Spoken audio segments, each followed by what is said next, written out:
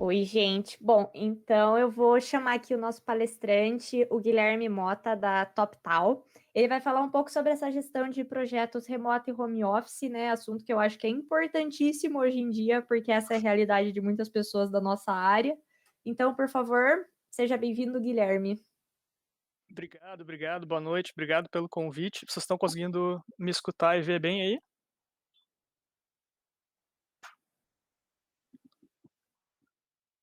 Beleza, então tá. Meu nome é Guilherme Mota, eu sou nos últimos 2 anos aí eu venho trabalhando como um gerente de projetos, utilizando métodos ágeis como um freelancer, para clientes da TopTal nos Estados Unidos. E aí antes de começar eu queria falar um pouquinho sobre o que que é a TopTal, não é um jabá, mas só para vocês terem um pouco mais de contexto. A TopTal ela é uma rede de freelancers, aonde profissionais do mundo todo passam pelo processo seletivo, e a partir do momento que eles entram na rede da TopTal como freelancer, essas pessoas conseguem trabalhar para clientes, de diversas partes do mundo, Estados Unidos, Europa, e também de outras partes. Dentro da TopTal, as pessoas se dividem em diferentes verticais, então tem uma vertical para pessoas que desenvolvem software, desenvolvedores, desenvolvedoras, tem uma vertical para gestão de projetos, tem outra vertical para gestão de produtos, tem uma vertical para analista financeiro e tem outra vertical para designers. Então, pessoas que tenham experiência e conhecimento nessas áreas podem aplicar e passar pelo processo seletivo.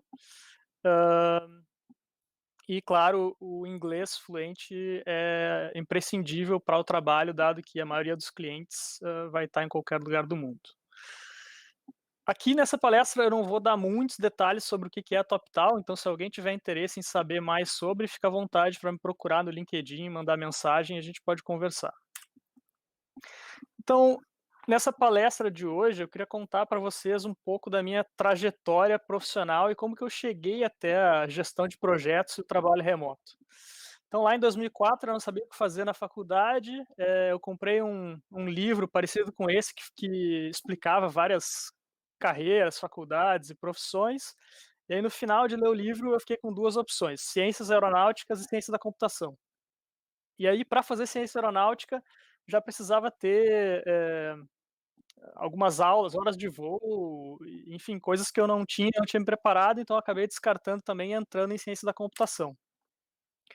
Um semestre depois de cursar ciência da computação, eu cheguei à conclusão de que não era o que eu queria fazer, não era o que eu queria estudar, aquele negócio de pesquisa não estava muito alinhado com o que eu queria, então eu acabei migrando de ciência da computação para sistemas da informação, porque naquela época eu entendia que era um curso mais prático, assim, que eu ia poder colocar mais a mão na massa, usar mais coisas que já existem do que estar, fazendo um trabalho mais de pesquisa, ou até mesmo de trabalho com hardware, como é no caso da engenharia da computação.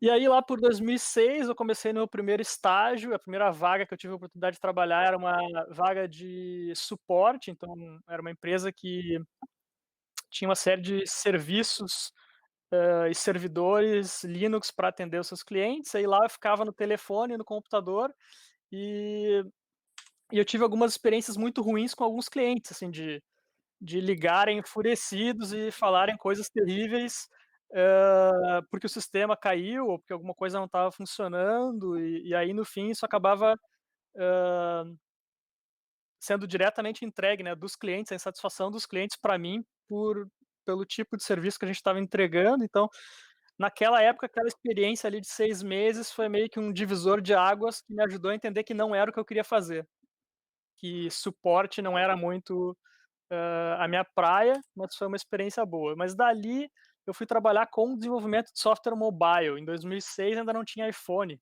então a gente estava trabalhando com uma tecnologia, um framework que se chamava app Forge Crossfire, que prometia a mágica de desenvolver o software uma vez só e instalar esse software, sistema em vários, hã, aparelhos móveis diferentes, com diferentes sistemas operacionais. Até hoje a gente fica escutando essa historinha, né, de que é possível desenvolver o código uma vez e aplicar para tudo, mas a gente não chegou lá. E nesse tempo, quando eu estava trabalhando como desenvolvedor, eu estava trabalhando numa empresa pequena, como se fosse uma startup, um cliente muito legal, um objetivo claro, um time, pequeno, onde as pessoas se conheciam e trabalhavam bem juntas, e a gente passou um ano desenvolvendo um produto de software, e depois de um ano eu fui para esse cliente instalar esse software que a gente tinha desenvolvido. E chegando lá, eu entendi que o software que a gente desenvolveu não era nada do que o cliente precisava, não era nada do que o cliente queria. Então foi uma grande frustração, e eu comecei a pensar: "Pô, mas se a coisa estava tão boa dentro da empresa, né, o clima estava legal, a gente achava que a gente tinha requisitos claros, a gente tinha boas práticas de desenvolvimento de software, a gente fazia pair programming, a gente já utilizava algumas coisas interessantes de desenvolvimento de software, e ainda assim a gente não conseguiu atingir um bom resultado, atingir o objetivo". E pensando sobre por que que isso aconteceu, eu cheguei à conclusão de que, pessoas é o maior desafio que a gente tem, dentro do mercado de TI. Interagir com pessoas, trabalhar com pessoas, colaborar com pessoas, e a partir desse ponto eu comecei a direcionar a minha carreira mais para o lado de gestão. Eu só trago essa frase aqui que fala, vou traduzir para vocês aqui o que está escrito em inglês, mas lidar com as pessoas é provavelmente o maior problema que você vai encontrar. Aqui não está falando em TI, está falando de uma forma genérica, mas especialmente se você estiver no mundo de negócios. E sim, isso segue sendo verdadeiro se você for um marido, uma esposa, um dono de casa, uma dona de casa, um arquiteto, uma arquiteta, um engenheiro ou uma engenheira. Então, eu acredito nisso até hoje, assim, que o lado humano tem um impacto muito grande no trabalho que a gente faz. Aí lá por 2007 eu entrei numa consultoria que era focada em, garantia da qualidade, em ajudar empresas a ter uma qualidade adequada no software e nos produtos que estavam construindo, e daí dentro dessa empresa eu tive vários papéis diferentes ao longo do tempo, assim. Trabalhei como analista de negócio, trabalhei como testador, eu trabalhei como desenvolvedor de software, acabei pegando um projeto, que eu fiquei numa posição de especialista em segurança da informação, fazendo, pen test, ou teste de penetração, teste de, vulnerabilidades num banco, depois eu vou falar um pouquinho mais sobre isso. Mas aí eu era muito novo, eu estava no começo da minha carreira, trabalhando numa consultoria, e eu comecei a entender que trabalhar para uma consultoria não necessariamente faz da pessoa um consultor ou uma consultora. Né, eu comecei a ter várias experiências diferentes, e essa diversidade de ambiente corporativo, de um cliente menor, de um cliente maior, de uma empresa multinacional, de uma empresa nacional, e ver o que que essas empresas estavam fazendo com relação aos produtos de software que essas empresas estavam desenvolvendo, foi o que foi, me ampliando os horizontes para coisas legais que aconteciam dentro das empresas, práticas boas, práticas legais, e também para coisas ruins, ou para coisas que claramente estavam levando as empresas a, ter problemas ou desafios eventualmente maiores do que outras fazendo coisas parecidas. Então, só para ter uma ideia, né, alguns dos clientes que eu trabalhei não são tão conhecidos, né, mas, o Terra, eu acho que talvez vocês possam, conhecer. Eh, a Bovespa, a nossa bolsa de valores, eu até fico meio preocupado, né, de dizer hoje que tem código meu lá no estação, Mega Bolsa da Bovespa, mas funciona, né, ou o pessoal já limpou o meu código lá e não está mais lá. Mas trabalhei também para HP e para o banco BPC, que era Banco Poupança e Crédito, que é um grande banco da Angola, então eu acabei, tendo essa oportunidade de ir para a África lá e passar um mês dentro do banco, hackeando o banco presencialmente e quebrando o banco. E todas essas experiências meio que me remetem a essa imagem, né, se a gente for ali de cima da esquerda para a direita, o gatinho com as patas rabiscadas e o rabo rabiscado ali é uma imagem tentando representar como que a gente faz o design do software, né, como que a gente toma algumas decisões no início do nosso projeto, ou do nosso produto, ou do nosso serviço, com relação a design. Aí o segundo quadrinho, eu acho que eu consigo aqui usar o pointer, né. O segundo quadrinho fala opa, desculpa, quanto tempo mais ou menos a gente vai investir em cada parte, né. Então é 4% do nosso tempo aqui, 2% aqui, 80% aqui. Aí a gente chega finalmente no momento onde a gente vai fazer o teste beta da nossa aplicação. Aí o nosso software sai mais ou menos assim, né, só com as patas da frente. Sempre tem alguma coisa importante que não deu tempo de fazer, não deu tempo de acabar, e aí a gente vai lá e a gente responde ao feedback que a gente recebeu durante a fase de beta, e aí o nosso software acaba ficando assim, né, as patas da frente vão para trás e fica sem pata na frente. Aí esse quadrinho aqui do tigre, daqui de baixo, é como as empresas anunciam o software, né. Vendem como um grande tigre, uma coisa forte, rápida. Isso tudo sem entender a real necessidade dos clientes ou dos usuários.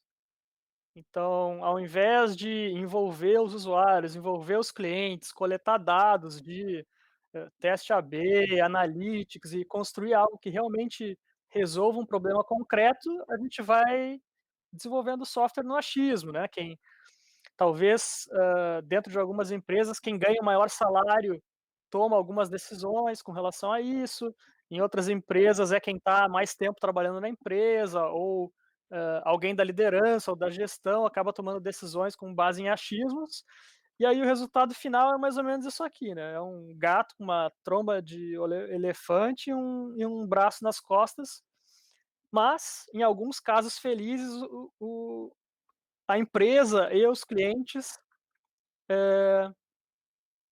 seguem vendo o valor ou tirando proveito dessas coisas que a gente criou que inicialmente não era bem o que a gente achava que a gente precisava ou mesmo que a gente prometeu entregar. Bom, lá por 2008, eu comecei a ouvir falar nesse negócio de métodos ágeis, né, eu estava trabalhando numa grande empresa multinacional, com times distribuídos, a gente fazia, eh, quando acabava o turno de trabalho aqui no Brasil, um outro time de desenvolvimento em outro país começava o trabalho. Então a gente tinha mais ou menos 24 horas de trabalho, de desenvolvimento constante em cima do repositório desse produto.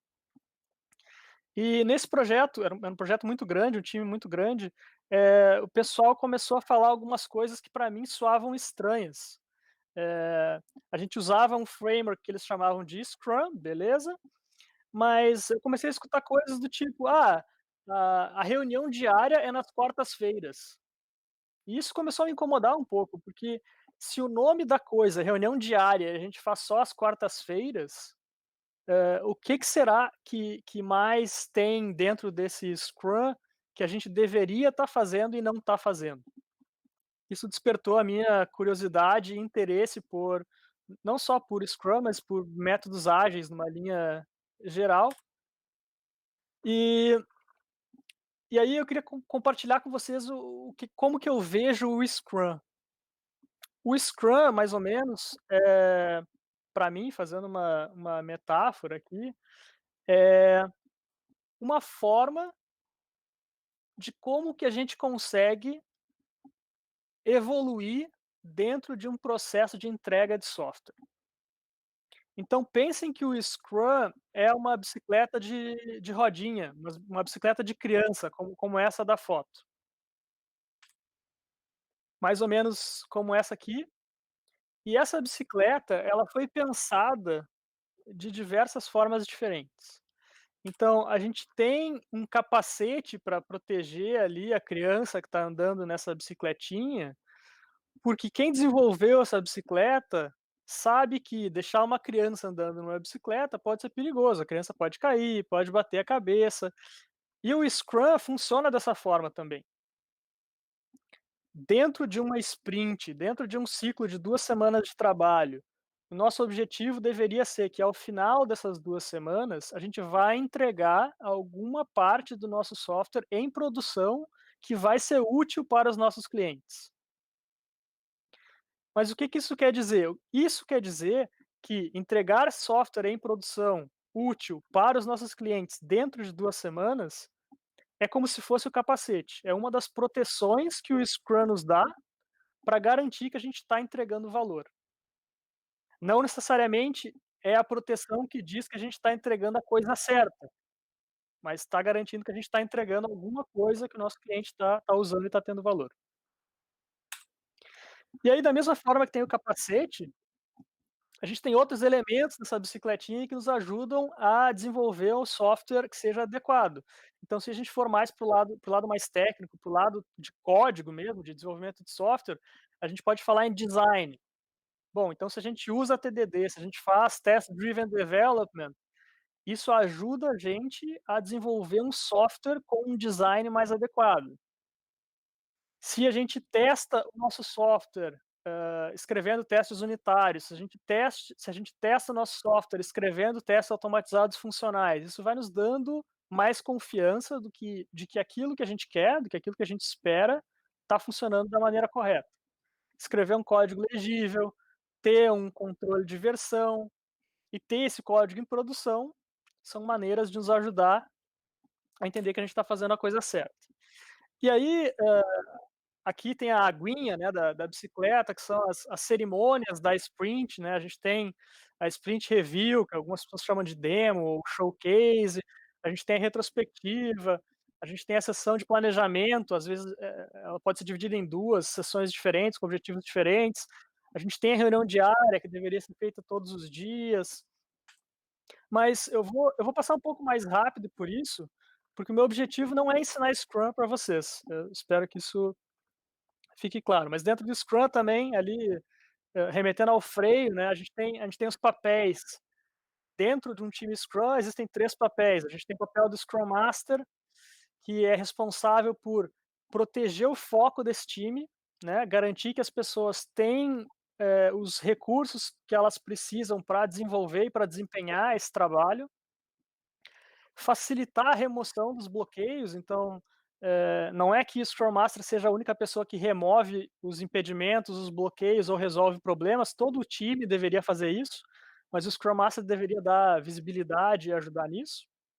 E também na educação do Scrum, né, uma pessoa na posição de Scrum Master, uma Scrum Master ou um Scrum Master, deveria ser a referência que ajuda as pessoas a entender melhor por que que a gente tem a rodinha na bicicleta, por que que a gente tem o capacete na bicicleta, por que que a gente tem a aguinha na bicicleta, por que que a gente tem o freio na bicicleta. Porque às vezes quando as coisas são mal explicadas, a gente acaba achando que uma reunião é um desperdício ou não é útil, quando às vezes a experiência que a gente teve com determinadas reuniões não foi adequada. Faltou algum conhecimento, faltou alguma experiência, faltou entender melhor o contexto, e aí isso acaba levando para um caminho errado. Bom, outro papel que a gente tem é o dono ou a dona do produto, né, Product Owner, que algumas das responsabilidades são disseminar o propósito desse produto ou serviço, por que que a gente está fazendo isso, manter um backlog, né, uma lista de atividades ou tarefas que o nosso time tem que entregar de uma maneira priorizada, tendo valor para os nossos clientes, desculpem. E o terceiro papel é o papel de time. Scrum Master e Product Owner também fazem parte do time, mas quando a gente fala aí de desenvolvedor, desenvolvedora, testador, testadora, designers, enfim, todos esses outros papéis entram dentro do papel de time, que tem a responsabilidade de entregar software com a qualidade adequada dentro do prazo adequado.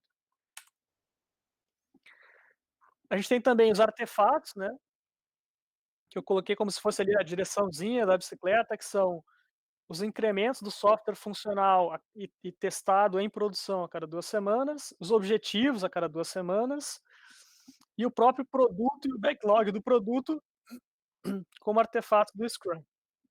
Os impedimentos também podem ser vistos como artefatos do Scrum. Beleza, mas, o objetivo dessa palestra aqui não é falar sobre Scrum, aqui a gente tem o framework do Scrum, o que que acontece, as cerimônias, mas eu não quero falar disso. Mas por que que eu estou falando de Scrum se eu não quero falar de Scrum? A mensagem que eu queria deixar para vocês é que imaginem que essa bicicleta de criança foi o que ajudou algumas alguns de vocês, algumas de vocês, a aprender a andar de bicicleta. E Scrum para mim é a mesma coisa. Scrum foi meio que uma porta de entrada para eu entender que dentro de um universo de métodos ágeis existem várias coisas, várias metodologias, vários frameworks, vários processos que me ajudam a eu, desenvolver e entregar projetos, e Scrum foi só uma porta de entrada para mim. E aqui a gente tem, né, essa menina que caiu da bicicleta, machucada ali com a mão no joelho, e a ideia é exatamente essa, o Scrum faz as pessoas passarem por ciclos que se repetem a cada 2 semanas, porque não é um caminho fácil sem dor. Ao longo dessa jornada, ao longo de um projeto, ao longo de múltiplos projetos, eu tenho certeza que vocês vão ter experiências que não vão ser agradáveis ou não vão ser boas, e isso faz parte do nosso aprendizado. A ideia é essa mesmo. E no final das contas, o nosso objetivo não pode ser Scrum, né, o nosso objetivo tem que ser sempre, hã, entregar valor para os nossos clientes, entender a necessidade dos nossos clientes, entender a demanda dos nossos clientes, e tudo isso que eu estou falando para vocês, eu continuo fazendo remoto. Antes eu fazia presencialmente e depois eu passei a fazer remoto. Como eu falei, não foquem apenas em Scrum, né, mas pensem em todo o universo de métodos ágeis. E seguindo um pouco na minha trajetória, né, em 2010, eu comecei a trabalhar na ThoughtWorks, que é uma consultoria bem famosa, com relação a desenvolvimento de software ágil, né, várias referências, inclusive pessoas que participaram da escrita do manifesto ágil trabalham na ThoughtWorks até hoje. E eu acabei tendo a oportunidade de trabalhar, não só em Porto Alegre, que é da onde eu sou, vocês devem ter percebido pelo meu sotaque estranho, mas eu morei em Recife, ajudei a Thotrix a abrir o escritório de Recife, e trabalhei para alguns clientes da Thotrix nos Estados Unidos, em Houston, em Atlanta e em São Francisco. Então alguns desses clientes aqui nos Estados Unidos eu tive a oportunidade de trabalhar para eles, presencialmente, em diferentes tipos de configuração de time, né. Alguns times a gente tinha operação no Brasil e nos Estados Unidos, outros só nos Estados Unidos, outros tinha times na Índia também, então a gente acabava tendo, um trabalho não home office remoto, mas dentro da ThoughtWorks um trabalho bastante, distribuído. Bom, e nessa altura da minha carreira, eu já tinha, tido experiências com várias coisas desse diagrama. Eu já tinha trabalhado com análise de negócio, eu já tinha passado um pouco de algumas discussões de estratégia de empresas, por que que algum produto ou projeto era mais relevante para uma estratégia de uma organização. Eu já tinha desenvolvido software, né, colocado o código meu em produção, em projetos relevantes, né, não só na Bovespa, mas outros também. Hoje eu gosto de dizer que eu sou desenvolvedor de software aposentado, porque eu acabei direcionando a minha carreira mais para o lado de pessoas, mas também trabalhei na área de qualidade, com a parte de processo, tentar não reagir aos problemas quando eles aparecem, mas prevenir os problemas, né? Hoje a gente tem várias empresas fazendo trabalhos muito legais nessa linha. Netflix é um exemplo, uma referência, falando de chaos engineering e outros conceitos que vocês podem ter mais familiaridade. E também trabalhei um pouco de infraestrutura lá naquele começo, naquele estágio, fazendo meu estágio, mas depois também indo mais para o lado de DevOps e automação, construir servidor de integração contínua, entrega contínua, acabei colocando a mão na massa nisso. Então, eu acabei fazendo um monte de coisas diferentes, sem me tornar especialista numa coisa só. E isso foi me dando oportunidades de ter um pouco mais de responsabilidade dentro dos times, ou de, eh, talvez uma posição de liderança ou de chefia, até depois ter cargos de coordenação e gestão. Mais ou menos nessa época aí, em 2010, 2013, a gente começou a ser exposto a práticas, que estão bem relacionadas à Lean Startup, e uma das que eu tive mais contato nessa época se chamava Pretotyping. Não é prototyping, é pretotyping, porque é algo que precede o protótipo. E a ideia do pretótipo seria, antes de criar um protótipo, fingir que você já tem o produto. Então a gente tem exemplos,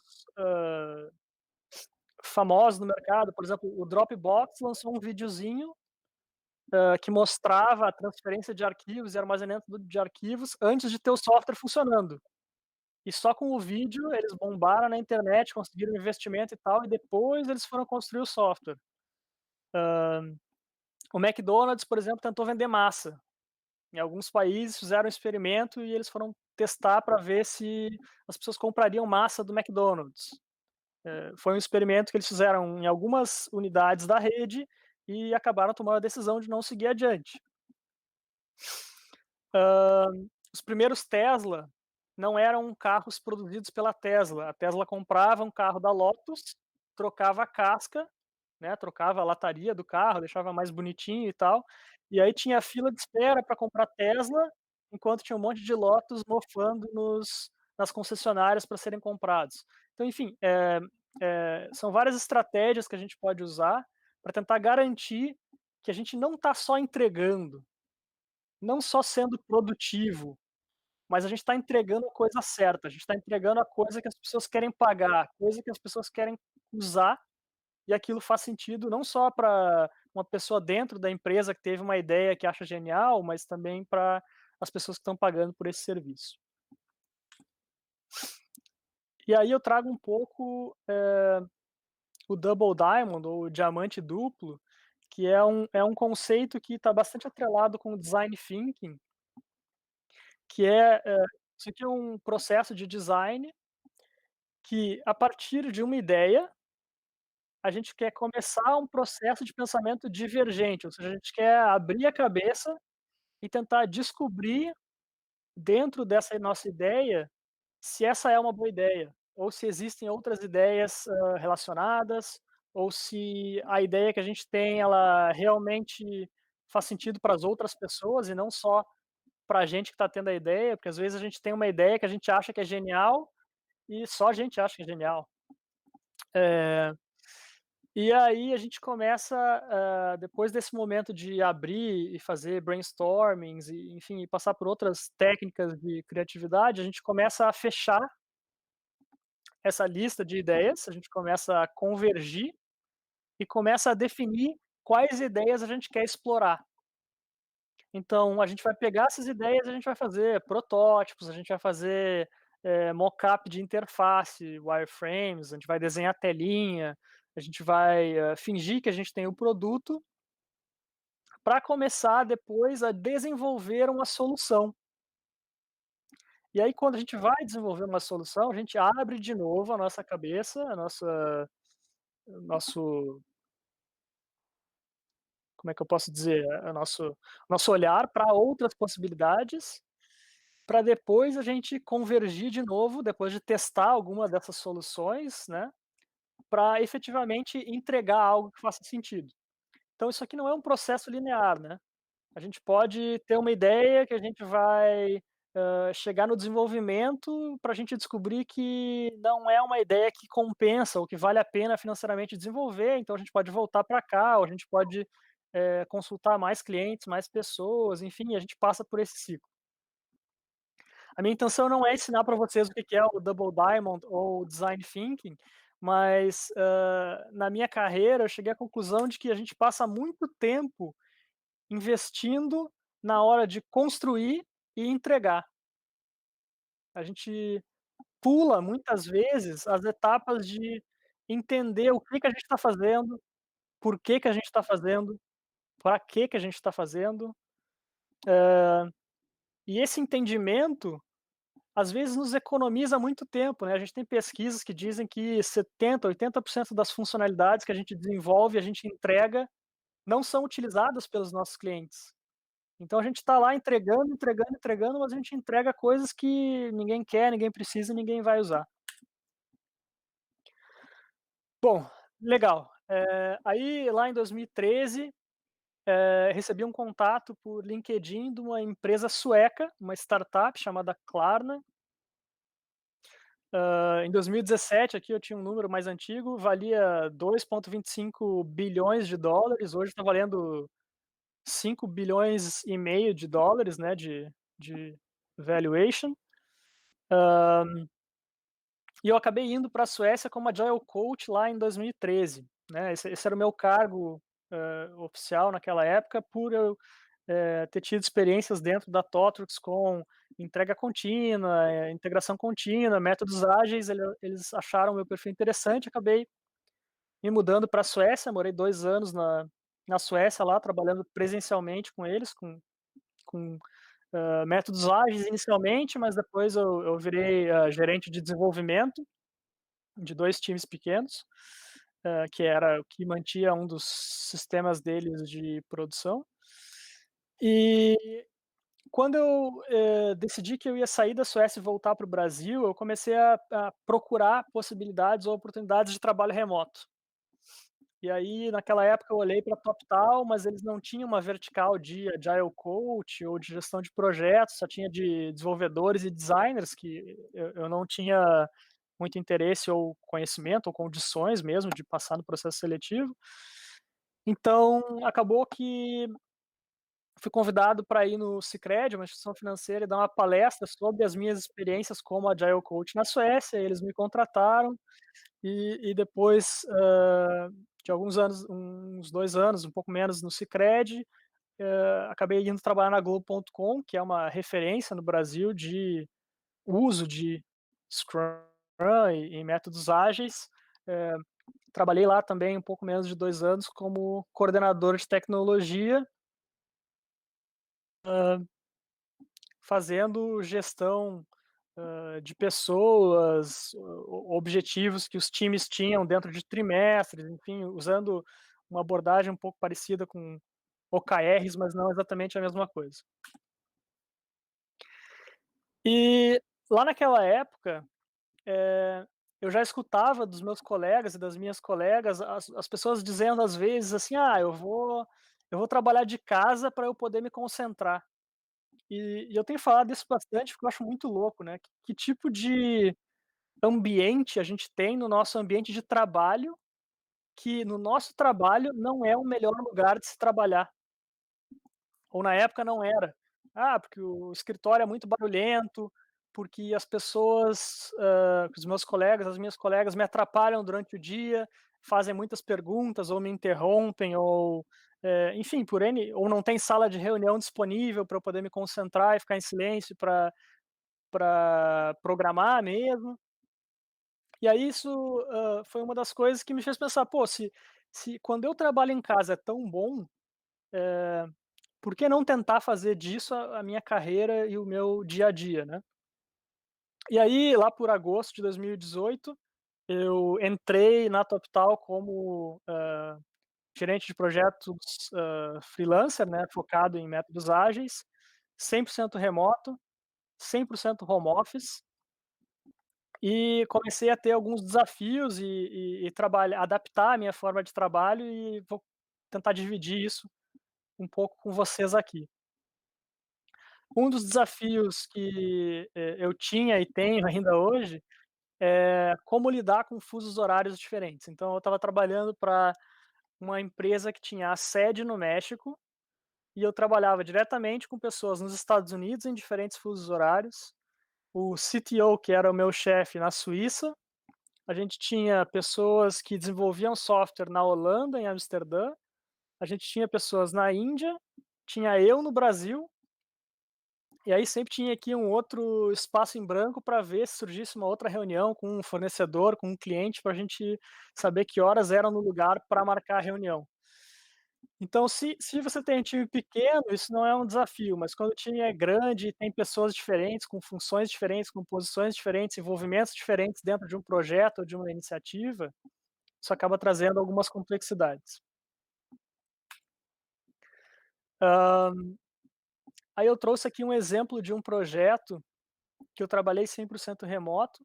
Aqui no fundo não dá para ver, mas a gente usou uma ferramenta chamada Miro. Se vocês forem, pesquisar miro.com, vocês vão ver, é basicamente um canvas.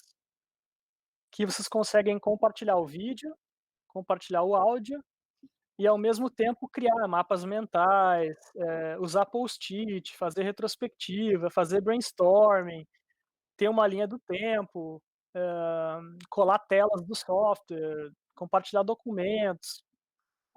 Então, a gente fez um processo de discovery, né, desse projeto para entender as necessidades do cliente e funcionalidades, e a gente dividiu as nossas 2 semanas de trabalho em 20 horas por semana.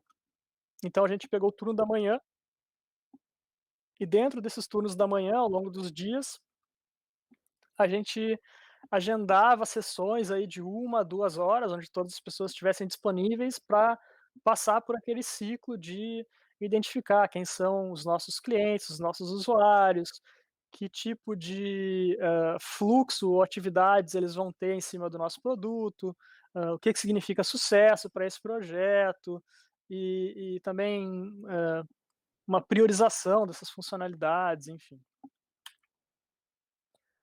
Zoom é uma ferramenta bastante comum que a gente usa para comunicação, também já usei Google Meets, também já usei o Microsoft Teams, hã, enfim, tem uma infinidade aí de ferramentas para a gente usar para se comunicar com áudio e vídeo.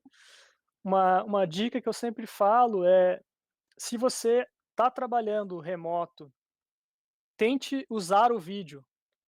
Eu sei que é mais difícil, eu sei que drena mais a nossa energia, eu sei que cansa, eu sei que algumas pessoas se sentem, desconfortáveis em estar em frente à câmera, mas como a gente está, agora vivendo esse ambiente de pandemia, né, que não é exatamente a mesma coisa do que trabalho remoto, trabalhar na pandemia é diferente de trabalhar, remoto, tentem usar a câmera de vocês e olhar para as pessoas, porque isso faz muita diferença em como que a gente percebe o que uma outra pessoa está falando, como que a gente escuta as outras pessoas e como que a gente entende as outras pessoas. Então essa é uma dica que eu deixo para vocês e eu tento, hã, me forçar o máximo possível a estar sempre que possível na câmera, com a câmera ligada, dentro das reuniões. Uma ferramenta que é bastante comum, né, para aquelas empresas que usam a suíte do Google, mas eu sou muito fã do Google Drive, eu acho que é muito bom ali o sistema de colaboração dentro dos documentos, adicionando comentários, atribuindo comentários ou tarefas para determinadas pessoas do time. E isso ajuda a gente a fazer determinadas coisas ou tomar certas decisões que não precisam de uma reunião. Eu imagino que algumas pessoas daqui podem estar sofrendo alguns desafios de que antigamente, no trabalho presencial já tinha muita reunião, mas agora que foi para o remoto é reunião o dia inteiro, o tempo todo, e uma das coisas que, as pessoas estão tentando fazer para compensar o não estar presencial é marcar reunião. Então, uma boa estratégia é tentar vocês transformarem um pouco dessas reuniões de trabalho em momentos assíncronos, seja compartilhando um documento, pedindo para as pessoas prepararem uma agenda antecipadamente ou mandarem materiais de antemão, que são boas práticas que a gente já deveria estar fazendo antes no ambiente presencial, mas agora fica mais importante ainda, e eu acredito que essas boas práticas podem economizar vocês de horas de reuniões futuras. Eu trouxe aqui um exemplinho de uma possível abordagem que eu já utilizei em clientes, né, trabalhando com gestão de projetos remoto. Então a gente passa lá por aquele ciclo de discovery, de descoberta, a gente sai de uma sessão de brainstorming de funcionalidades com uma lista de coisas que a gente acha que é importante para os nossos clientes. E aí o que a gente faz, a gente divide essas funcionalidades, aqui no caso era entre 3 tamanhos, né.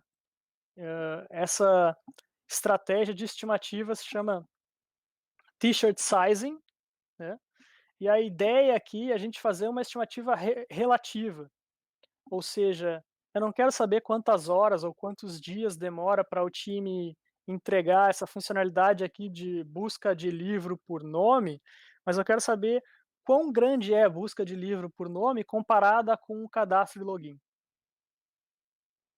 Por que que a gente toma essa abordagem? Porque uma estimativa em horas, ela 99,99% das vezes ela está errada, ou ela está superestimada ou ela está subestimada. Esse 99,99% é uma estatística que eu inventei agora e 80% das minhas estatísticas estão erradas, só para vocês terem contexto. Bom, beleza. Quebramos essa lista aqui de funcionalidades, 3 tamanhos, PMG, todo mundo revisou, tá legal. O time que vai desenvolver essas funcionalidades foi quem fez esse trabalho, isso é importante deixar bem claro.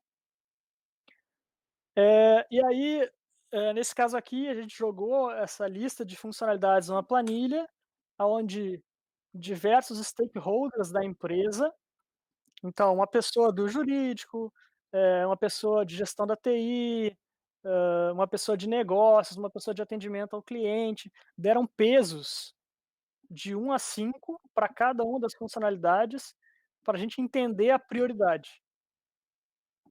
E aí aqui a gente só fez uma média para ter como parâmetro, mas não significa que a prioridade vai ser uma democracia, tá. No fim do dia, eh, a pessoa responsável por esse projeto do lado do negócio vai poder influenciar na prioridade, na decisão do que vem antes, mas a gente toma essa decisão de prioridade com base no feedback de várias pessoas, fora de uma reunião, por meio de uma planilha, coletando os dados assíncrono, beleza? E aí aqui é só usar o uso de cores para tentar classificar a prioridade dessas funcionalidades, e aí depois a gente faz uma sugestão de escopo de MVP. MVP é um conceito que é bastante mal utilizado no mercado, mas significa produto mínimo viável, né, não vou entrar em muitos detalhes aqui, porque meu tempo já está estourando, mas, seria como se na primeira iteração do nosso produto, a gente entregaria cadastro e login de usuários, cadastro de livros, busca de livros e a habilidade de adicionar amigos. E aí depois de colocar isso em produção e de ver os nossos usuários utilizando isso, a gente parte para um novo ciclo de desenvolvimento com outras funcionalidades também importantes para o negócio. Bom, essa palestra aqui era sobre gestão de projetos e eu acabei não falando muito sobre gestão de projetos, mas o que que é um projeto? O projeto é qualquer iniciativa de esforço temporária que tenha um início e um fim determinado. Então coisas que exigem trabalho para sempre não são projetos. E geralmente, um projeto tem 3 parâmetros principais, né, a gente fala de escopo, de custo e de prazo. Quando eu comecei a trabalhar com TI, eu trabalhava em empresas que acreditavam que poderiam adivinhar de antemão, 2 anos antes, qual que era o escopo exato, qual que era o custo exato e qual que era o prazo exato para a entrega de um determinado projeto. E o que eu aprendi é que todos os projetos que eu vi, nenhuma dessas empresas ou essas pessoas e profissionais, por mais competentes que fossem, conseguiam acertar essas estimativas. Então começou a ter uma tendência em projetos waterfall a fixar o escopo. "Ah, eu quero entregar tudo, né, mas eu estou disposto ao projeto que eu achei que eu ia entregar em 1 ano, fazer em 2, 3 anos e pagar 2 ou 3 vezes mais do que eu achava que eu ia pagar". Métodos ágeis trouxe uma perspectiva um pouco diferente. Métodos ágeis tenta propor fixar os custos de um determinado projeto, fixar os prazos de um determinado projeto, mas, deixar em aberto o escopo. Por quê? Porque a gente vai estar sempre discutindo e tentando priorizar aquilo que é mais importante para ser entregue.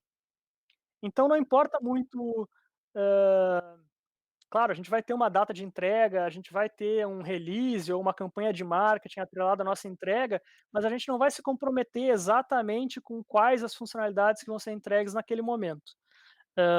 Muitas vezes as funcionalidades que a gente pensa que são importantes não são, e esse processo de descoberta tende a acontecer mais em processos ágeis do que em processos, mais tradicionais de gestão. E isso é muito do meu trabalho ainda hoje, mesmo sendo 100% remoto e 100% home office, é lidar com, dar transparência para os custos de um determinado projeto, de prazo, está atrasado, está adiantado, está no tempo, e escopo, né? O que a gente está trazendo de novas descobertas, de necessidades de negócio, o que a gente está tirando do escopo do nosso projeto, enfim. Mais ou menos nessa linha é o meu trabalho de gerente de projeto. Bom, pessoal, eu estou estourando aqui o meu tempo de apresentação. Eu tinha mais alguns slides para falar para vocês aqui, mas eu vou pular eles. E eu queria só fechar aqui nos 15 segundos que me restam, o que eu espero daqui para frente, né? Daqui para frente eu espero continuar na linha de desenvolvimento de software com ênfase em métodos ágeis. Lá no Manifesto Ágil, a primeira linha, que às vezes é ignorada, ela fala sobre descobrir maneiras melhores de desenvolver e entregar software. E é isso que eu pretendo fazer, continuar fazendo, né, como gerente de projetos, como Agile Coach, ou independente do cargo que eu vá ter daqui para frente, eu penso em sempre tentar continuar melhorando, me desenvolvendo e tentar fazer o mesmo para as pessoas que trabalham comigo e para as empresas que eu trabalho também. Deixo aqui com vocês os meus contatos, se alguém quiser me adicionar no LinkedIn para fazer pergunta, mandar e-mail, trocar ideia, de repente alguém que tem algum feedback ou comentário de como poderia ter sido melhor essa apresentação, ficaria muito feliz de receber. E se alguém tiver interesse em participar do processo seletivo da TopTal, usem esse link aqui especificamente, porque daí eu vou ter visibilidade do processo seletivo de vocês e também posso ajudar, enfim, com dúvidas ao longo do processo. Usando esse link aqui, vocês ganham um bônus de $500 ao final do primeiro projeto, e eu também. Então, é uma oportunidade aí para quem tem interesse em explorar mais esse caminho de ser freelancer e trabalhar remoto e home office. Obrigado pelo espaço, pela oportunidade e acho que a gente vai ter aí um tempinho para perguntas. Muito obrigada, Guilherme. Seu tempo estava tranquilo, fechou no tempo certinho, tá tudo bem. Bom, gente, a gente está abrindo aqui para perguntas, já tem algumas ali no chat, podem mandar o resto. Assim, eu pessoalmente eu me classifico no grupo de pessoas que sofrem bastante com o home office, porque eu estou na minha casa, é muita distração, meu cachorro tá ali, eu tô tipo, ai meu Deus, e é complicado, assim, priorizar o certinho, porque quando eu ia pra faculdade tinha que sair da cama, tirar a roupa, ir pra fora, tomar sol na cara, era todo um outro contexto, né? Então, foi um choque. Bom, o Giovanni, né, perguntou aqui no chat: alguma diferença no nível técnico do mercado do exterior comparado com o mercado do Brasil? A minha experiência é que não. As empresas aonde eu trabalhei, vocês podem dar uma olhada lá no LinkedIn, todas elas tinham pessoas trabalhei, vocês podem dar uma olhada lá no LinkedIn, todas elas tinham pessoas muito boas, e também tem pessoas que, não que não sejam boas, mas que têm uma predisposição ou um interesse um pouco diferente. O que eu quero dizer com isso? Querendo ou não, no mercado de trabalho, a gente tem pessoas que estão lá no dia a dia querendo se desenvolver, querendo crescer, querendo aprender coisas novas, e tem pessoas que estão lá na empresa para ganhar o seu salário no final do mês e tudo bem. Isso não é errado, mas é uma coisa que a gente tem que reconhecer, porque nem todo mundo dentro de uma empresa está disposto a estar sempre se atualizando, se desenvolvendo, fazendo cursos, e isso é normal, gente. Isso tem no Brasil, tem fora do Brasil, tem no trabalho remoto, tem no trabalho presencial. Então, assim, tentando resumir, a minha vivência me diz que não. Conheci pessoas incríveis trabalhando no Brasil, conheci pessoas incríveis trabalhando fora, e acho que é muito parecido, assim.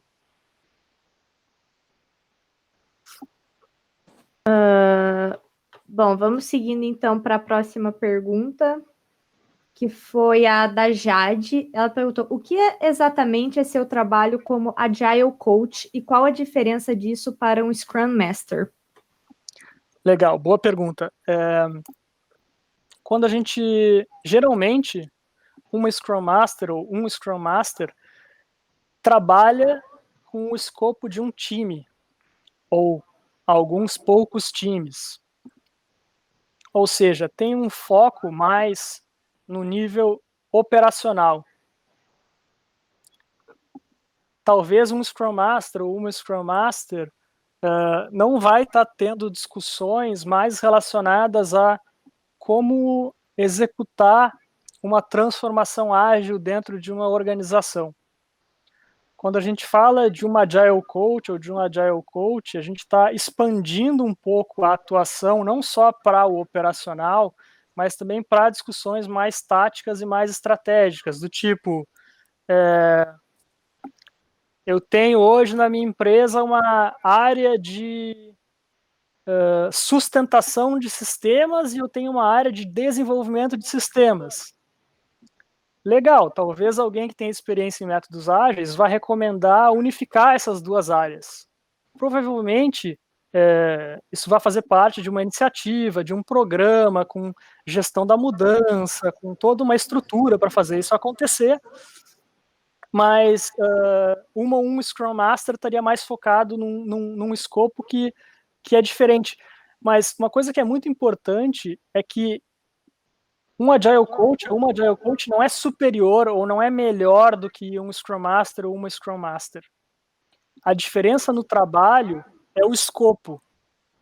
Como Agile Coach, eu tive oportunidades e trabalhei dentro de empresas onde eu tinha influência sobre diversas áreas, não só dentro da TI, mas dentro da área de negócio, dentro da área de RH, dentro da área do jurídico, dentro da área de outsourcing, como que a gente contrata parceiros, fornecedores, como que a gente começa a falar de métodos ágeis dentro das outras áreas da empresa, porque não adianta só a gente desenvolver software da maneira ágil se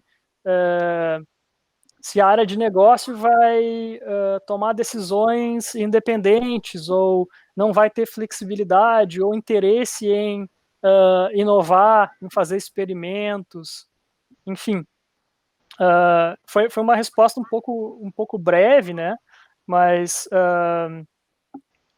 eu tenho tentado me afastar assim, um pouco do rótulo de Agile Coach, porque como surgiu uma demanda muito grande no mercado por pessoas com experiência de Agile Coach, surgiu muitos cursos e certificações.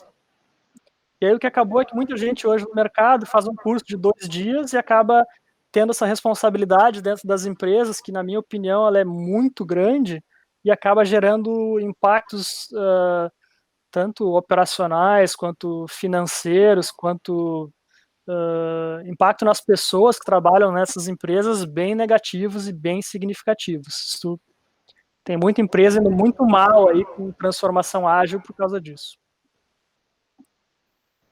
A nossa próxima pergunta aqui é do Gi também, que além do Trello e do Miro, como você utiliza alguma outra ferramenta para visualização dos processos e atividades? Legal, processo, na minha experiência, geralmente é diagrama, tá? E aí pode usar o Miro mesmo, pode usar o Draw.io, pode usar o Sketch do Google, mas uma coisa que tem em comum entre todas essas ferramentas é que todas elas você consegue compartilhar e anotar, né? Eu vou criar um rascunho e eu vou passar para alguém revisar, ou eu vou fazer o meu entendimento de processo e vou pedir para um colega ou uma colega fazer o entendimento que tem sobre o mesmo processo, e depois a gente vai convergir ou vai comparar, mas sempre usando esse lado visual, colaborativo e online para mapeamento de processo. Eu já usei no passado também algumas ferramentas que seguem a notação do BPMN, né, que é o Business Process Modeling Notation, mas nos últimos anos eu tenho usado mais Canvas aberto, assim, desenho de diagrama sem seguir a notação, que facilita a conversa e e a gente consegue sair do outro lado com entendimento sobre como fazer e o que tem que ser feito.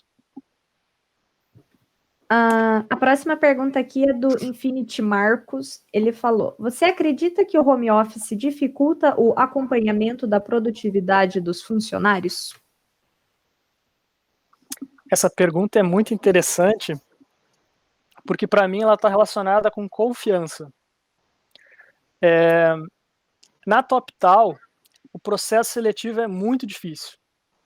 É bem pesado, tem muito teste, tem muita prova, tem muita entrevista, mas eles fazem isso de uma maneira muito intencional, porque eles acreditam que quem passa do processo seletivo está apto a trabalhar com os clientes da TopTal, que também vão ser bem exigentes. Então a TopTal confia nas pessoas que entram para trabalhar na TopTal. Tem outras redes de freelancer conhecidas no mercado, não tem por que eu falar o nome, que gravam a tela do freelancer, que tira foto, que mede quanto tempo a pessoa está sentada na frente da cadeira, quanto tempo a pessoa fica no banheiro ou longe do computador. Enfim, eu pessoalmente eu acho isso absurdo. Eu acho que a minha produtividade não se dá só quantas vezes eu estou clicando, ou qual telinha eu estou vendo no meu computador. Eu não gostaria de trabalhar com uma empresa assim, espero que eu nunca trabalhe com uma empresa que tem esse nível de desconfiança do meu trabalho, e pretendo continuar trabalhando para empresas que entendam que a minha produtividade não é linha de código, não é clique de teclado e mouse, e sim o que eu estou entregando de resultado para os nossos clientes e para o nosso negócio no dia a dia. A Franciene perguntou: qual o maior desafio de trabalhar em casa? Tem muitos. Eu comecei a trabalhar 100% remoto e home office há 2 anos, né? Então foi antes da pandemia. E o meu ambiente de trabalho já mudou muito, assim. Cadeira, mesa, luz, a posição. Aqui eu estou num cantinho da minha casa estratégico para ficar com uma parede aqui que não tem nada no fundo, mas se vocês pudessem ver do outro lado aqui, a minha casa é um ambiente bem caótico, né?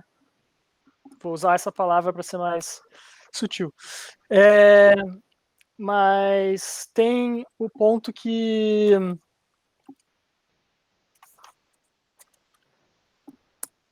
a Miriane trouxe, né, da gente criar uma rotina em casa, de tentar separar o que a gente está em casa e o que a gente está trabalhando dentro de casa, né, tentar diferenciar um pouco. Então, eu conheço muitas pessoas que começaram a criar ritos para separar. Então, do tipo assim, geralmente quando eu começo a trabalhar, eu tomo banho e troco de roupa para tentar dizer pro meu cérebro do tipo, ó, tô indo trabalhar agora, né? Eu não tô saindo de casa, mas eu tô fazendo coisas que tem que me desligar das outras coisas da minha casa para eu me focar no meu trabalho. A alimentação para mim mudou um pouco, assim, porque se eu tô em casa, eu tenho um monte de coisa muito fácil para comer, né? Se eu tô no ambiente de trabalho físico, pô, para eu comprar um refrigerante, um chocolate, eu tenho que sair da empresa, caminhar até algum lugar próximo e tal. Em casa, tudo é muito fácil, muito acessível, então eu acabei, acabo até hoje, né? Enfim, tendo uma alimentação muito pouco saudável. Ergonomia, né? Se a gente está na empresa, a gente tem às vezes aqueles lembretes das pessoas lembrando para a gente, pô, tem que ter uma postura, a altura da cadeira, o apoio do braço, como estruturar todas essas coisas. E trabalhando em casa, não vai ter pessoas para te ajudar com essas questões especificamente, né? Ou tende a não ter. Então, é interessante prestar atenção nesse tipo de coisa. Iluminação, sempre é um desafio para a câmera ficar boa, a luz, o sol. Equipamento, né? Tem clientes que eu preciso ter mais de um computador, por questão de VPN, conectividade, sistema operacional, e isso não é muito simples, não é muito fácil, né? Eu acho que eu sou uma pessoa muito privilegiada que tem acesso a essas coisas, mas a gente não pode partir da premissa que qualquer pessoa tem um espaço de trabalho adequado, tem o hardware adequado, tem uma câmera boa, um microfone bom, enfim, tudo isso leva tempo para estruturar e colocar no lugar. A primeira coisa eu acho que eu comprei foi uma cadeira, porque a que eu tinha aqui em casa era tipo cadeira de bar, e eu falava, ela funciona. Daí agora eu percebi que ela não funciona. O Thales perguntou aqui, você falou sobre Scrum. O que você acha das outras abordagens? Lean, Kanban, Extreme Programming? Sempre confundo uma com as outras. Interessante. Mesmo quem escreve sobre essas coisas acaba também misturando e confundindo essas coisas, pelo que eu entendo, né? Eu também faço bastante confusão. Eu acredito que todas as abordagens, apesar de terem similaridades para resolver determinados problemas, elas agregam uma perspectiva diferente. Então, eu já estudei e apliquei bastante Extreme Programming, já li bastante sobre Lean, já apliquei Lean também, mas já apliquei sobre Scrum, sobre Kanban, Design Thinking. Eu fiz acho que 3 ou 4 cursos ao longo desses anos aí. Enfim, tem uma infinidade de metodologias, frameworks e abordagens dentro do universo de métodos ágeis, e eu particularmente acredito que a gente nunca vai chegar no ponto onde a gente sabe tudo de métodos ágeis. A gente está sempre revisitando, né, as nossas crenças, até trazendo um exemplo mais concreto, assim, eu acreditava que a melhor opção para desenvolver software eram times pequenos, até que eu vi uma pesquisa que envolveu centenas de times no mundo todo, vários tamanhos de time, vários tipos de projeto, e eu vi que não, times pequenos são a melhor opção para um determinado contexto. Para outros contextos, não é a melhor opção. Qual é o contexto? Um time que tem muita dependência em outros times, talvez seja melhor ter um time maior, que seja autossuficiente, e esse time vai ter uma produtividade maior comparada a outros times pequenos. E esse tipo de amadurecimento, ele leva tempo. Todo dia eu estou revisitando as coisas que eu acredito, ou que eu acho que eu estou certo, amanhã eu já descubro que eu estou errado, ou que eu sabia pouco sobre o assunto, ou um determinado assunto que eu tenho que estudar mais. E para mim isso faz parte de trabalhar com desenvolvimento de software e com métodos ágeis, né, uma coisa independente da outra, mas de estar sempre aprendendo e revisitando os nossos conceitos. Bom, só vamos fechar então com a última pergunta do Vinícius. Ele perguntou: você acha que home office é uma boa escolha para a nossa profissão como um todo? Não só no período da pandemia, já que não precisamos estar fisicamente no serviço? Vinícius, eu acho que depende da pessoa. Para mim, eu não me vejo trabalhando presencialmente no escritório, tá? Eu não pretendo voltar a trabalhar presencialmente. Claro, se for uma necessidade, se eu não conseguir um trabalho remoto, talvez eu volte ao presencial, mas se eu tiver a opção, eu vou continuar trabalhando 100% remoto. Eu acho que tem pessoas que não se adaptariam ao trabalho 100% remoto. Tem gente que está muito perdida agora durante a pandemia. Pô, mas eu não sei mais de nada do que acontece na empresa. Tem gente incomodada com a quantidade de reunião. Tem gente incomodada com o trabalho ser assíncrono, né? Que no ambiente de trabalho eu quero falar com uma pessoa, me levanto da minha mesa, da minha cadeira, eu posso ir até a pessoa e tirar uma dúvida, né? Mesmo que eu gere uma interrupção. No remoto, isso talvez não seja assim, dependendo dos acordos que você vai ter de horários de trabalho e dentro da sua empresa, talvez você tenha que esperar até o dia seguinte ou até uma determinada reunião para obter uma resposta de uma pessoa, e isso está ok se fizer parte dos acordos daquela empresa. Então, para mim, eu acredito que o trabalho remoto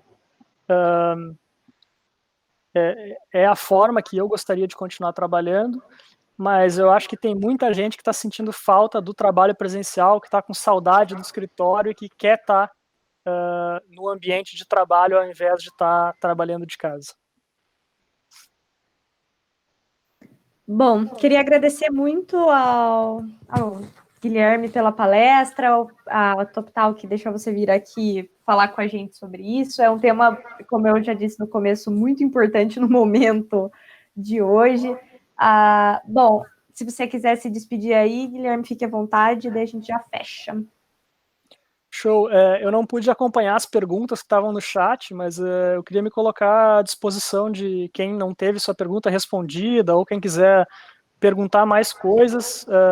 Eu tenho tempo, só me adiciona no LinkedIn, manda uma mensagem, eu respondo bem tranquilo. No que eu puder ajudar, eu vou tentar ao máximo ajudar vocês. E o que eu não souber, podem ter certeza que eu vou dizer para vocês que eu não sei, mas talvez eu tenha alguém que eu conheço que pode ajudar vocês também.